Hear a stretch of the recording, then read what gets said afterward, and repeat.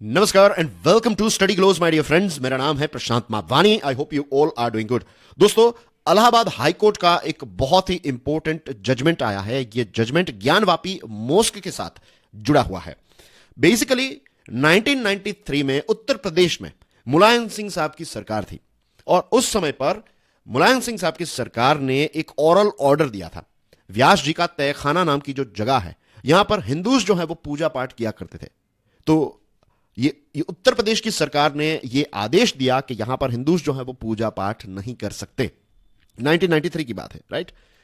अब हाईकोर्ट जो है उसने अपने जजमेंट में ये कहा है कि ये व्यास जी का तहखाना जो है उसमें ये जो 1993 का राज्य सरकार का जो आदेश है ये आदेश इलीगल है और हाईकोर्ट ने हिंदूज को परमिशन दी है कि आप ज्ञानवापी मॉस्क जो है तो उसमें जो सदन सेलार है जिसको व्यास जी का तहखाना कहा जाता है तो यहां पर आप पूजा पाठ कर सकते हैं। इसके साथ जो अंजुमन इंतजामिया मस्जिद कमेटी, इसकी जो अपील थी, इस अपील को इलाहाबाद हाई कोर्ट ने डिसमिस कर दिया है। तो दोस्तों, यह है इलाहाबाद हाई कोर्ट का लेटेस्ट जजमेंट। आप में से बहुत सारे लोगों को शायद इस तहखाने के बारे में ना पता हो, तो let me give you a brief about this particular तहखाना जिसको व्यास जी का तहखाना कहा जाता है। जो मॉस्क है ना, ज्ञानवापी मॉस्क, तो उसका एक सदन सेलार है, ये है व्यास जी का तहखाना। अब शैलेंद्र कुमार पाठक नाम के एक प्रीस्ट है, हेड प्रीस्ट हैं आचार्य वेद व्यास पीठ के, और उन्होंने लास्ट ईयर सितंबर 2023 में एक पिटीशन फाइल की थी। इस पिटीशन में शैलेंद्र कुमार पाठक साहब ने यह दावा किया कि उनके ग्रैंडफादर, जिनका नाम सोमनाथ व्यास जी था, वो एक प्रीस्ट थे, एक पुजारी थे, और दिसंबर 1993 तक ये जो व्यास जी का तहखाना है वहां पर पूजा पाठ करने का काम जो है वो सोमनाथ व्यास जी किया करते थे। जो पुजारी हैं, जो शैलेंद्र कुमार पाठक के दादाजी हैं, वही ये चीज जो है वो पूजा पाठ किया करते थे 1993 तक, राइट। अब पाठक साहब ने यह भी दावा किया है कि ये जो तहखाना है ना, ये व्यास परिवार के पोजीशन में है फ्रॉम 1551। तब से जो व्यास परिवार है वो इस तहखाने में पूजा पाठ करते आया है। एक धरोहर जो है तो इसको प्रोटेक्ट करना, इसको मेंटेन करने का काम जो है वो व्यास परिवार ने किया है। ऐसी चीजें जो है वो पाठक जी ने अपने पिटीशन में सितंबर 2023 में फाइल की थी। नाउ डियर फ्रेंड्स, इस चीज को लेकर जो AIM है, यानी कि अंजुमन इंतजामिया मस्जिद कमेटी, ये जो कमेटी है ये ज्ञानवापी मॉस्क को मैनेज करने का काम करती है। अब इस कमेटी ने, AIM जो है, इसने 2 ऑर्डर्स जो वाराणसी डिस्ट्रिक्ट जजेस कोर्ट के द्वारा दिए गए थे तो इसको अपील किया। एक 17 जनवरी को ऑर्डर दिया था डिस्ट्रिक्ट जज ने, और दूसरा जो ऑर्डर है ये 31 जनवरी को आया। 31 जनवरी का जो ऑर्डर है उसमें ये जो तहखाना है यहां पर हिंदुओं को पूजा करने की परमिशन जो है वो डिस्ट्रिक्ट कोर्ट ने दी थी और उसी रात यहां पर पूजा पाठ भी हुए। अब इस चीज को चैलेंज किया AIM ने। पहले AIM जो है वो सुप्रीम कोर्ट के पास गया, फिर सुप्रीम कोर्ट ने कहा कि आप डायरेक्टली यहां पर नहीं, आप इलाहाबाद हाईकोर्ट में जाइए। तो इलाहाबाद हाईकोर्ट में ये जो ऑर्डर है उसको चैलेंज किया AIM ने। AIM की जो आर्ग्यूमेंट है वो ये है कि 1937 का केस है, इसका नाम है Deen Mohammad versus the Secretary of the State for India.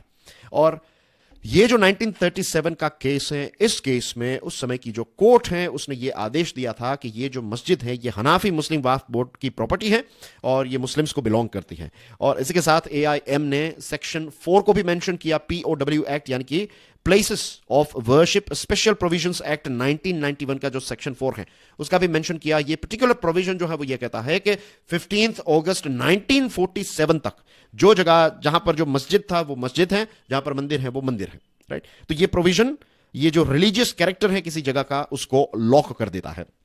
तो इस प्रोविजन को भी मेंशन किया। और इसके साथ साथ AIM ने यह भी कहा कि दीन मोहम्मद वाला जो केस है ये एक फाइनल वर्डिक्ट है और फिर अब इसको कन्वर्ट नहीं किया जा सकता। ये जो मॉस्क है आप इसको कन्वर्ट नहीं कर सकते, ये जो सेलार है उसको भी कन्वर्ट नहीं किया जा सकता, राइट। अब जो व्यास परिवार है उसका क्या स्टैंड है?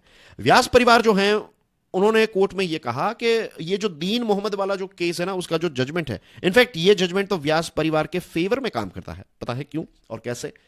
Basically secretary of state for India जो है उन्होंने एक मैप सबमिट किया था और ये जो मैप है, इस मैप में क्लियरली ये जो व्यास जी का तहखाना है ये डिमार्केटेड है, यानी कि जो फॉर एग्जांपल मॉस्क है तो इससे इसको अलग उस मैप में दिखाया गया है, राइट। तो इस मैप का मेंशन किया व्यास परिवार ने, कहा कि देखिए ऑलरेडी ये व्यास जी का तहखाना तो जो मेन मॉस्क है उससे अलग दिखाया है मैप में, और व्यास परिवार को इस केस के साथ आपने कभी नहीं जोड़ा, आपने इस पोजीशन का भी कभी मेंशन नहीं किया। तो ये सारी चीजों का मीन्स एक क्लेम जो है वो व्यास परिवार ने किया है कि ये मैप जो है उसमें क्लियरली ये चीज दिखाई गई है, और इसी के साथ साथ उन्होंने ये भी कहा कि ये जो जगह है ये मॉस्क के पास कभी नहीं थी, ये तहखाना जो है ना ये मॉस्क के पास कभी था ही नहीं।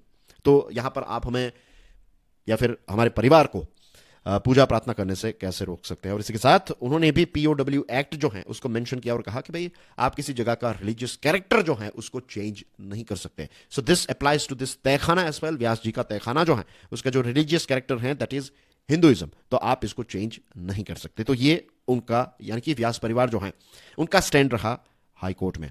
अब दोस्तों हाई कोर्ट जो है उसका डिसीजन तो मैंने आपको पहले ही बता दिया। हाई कोर्ट ने परमिशन दे दी है हिंदुओं को कि आप जो व्यास परिवार है वो यहां पर तहखाने में पूजा पाठ कर सकता है। इलाहाबाद हाई कोर्ट जो है उसने अपना जो ऑर्डर दिया है उस ऑर्डर में हाई कोर्ट ने यह कहा है कि प्राइमा फेसी यानी कि पहले इंप्रेशन से, फर्स्ट इंप्रेशन से जब एनालिसिस किया जाता है, जब फैक्ट्स को देखा जाता है तो पता चलता है कि ये जो तहखाना है ना ये व्यास परिवार को ही बिलोंग करता है। और हाई कोर्ट ने यह भी कहा कि हमारे देश का जो संविधान है उसका आर्टिकल 25 है और ये आर्टिकल जो है ये फ्रीडम ऑफ रिलीजन की गारंटी देता है। तो हाई कोर्ट ने यह कहा कि कोई राज्य सरकार जो है अपने आर्बिट्ररी ऑर्डर से, कोई गलत एक्शन से या फिर गलत डिसीजन से किसी भी व्यक्ति जो है, किसी भी सिटीजन का जो अपना पूजा पाठ या फिर जो रिलीजन को फॉलो करने का जो उनका एक फंडामेंटल राइट है, इस फंडामेंटल राइट को छीन नहीं सकती कोई भी सरकार। तो इस चीज को भी मेंशन किया है, आर्टिकल 25 को भी मेंशन किया है इलाहाबाद हाई कोर्ट ने। So that's basically everything in this particular discussion dear friends. I hope आज की डिस्कशन से आपको इस जजमेंट के बारे में एक कॉन्सेप्चुअल क्लैरिटी हो गई होगी। एंड डियर फ्रेंड्स, जाने से पहले I would like to mention a course. ये कोर्स मैंने डिजाइन किया है, इसका नाम है limitless leadership, your gateway to greatness. देखिए, लीडरशिप एक ऐसी क्वालिटी है, अगर इस क्वालिटी को हम अनलॉक करें, अगर इस स्किल को हम और ज्यादा डेवलप करें, तो जीवन में जो भी चैलेंजेस हम फेस करने वाले हैं उन चैलेंजेस को हम बहुत मैच्योरली हैंडल कर पाएंगे, नंबर 1। नंबर 2, हमारे जीवन की सारी चीजें जो है ना उनका रूट है लीडरशिप। वैसे बहुत कुछ दूसरी चीजें, फॉर एग्जांपल हमारा माइंडसेट कैसा है, हमारा एटीट्यूड कैसा है, ये सारी चीजें मैटर करती है, लेकिन इसी के साथ साथ लीडरशिप जो है वो एक बहुत ही बेस रूट के साथ जुड़ी हुई है।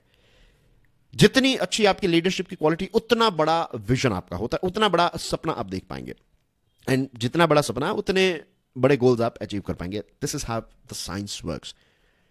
Demo lecture available है on Study Close. Do check it out. And dear friends, if you want to check out productive reels, then do check out my Instagram, right, and Facebook.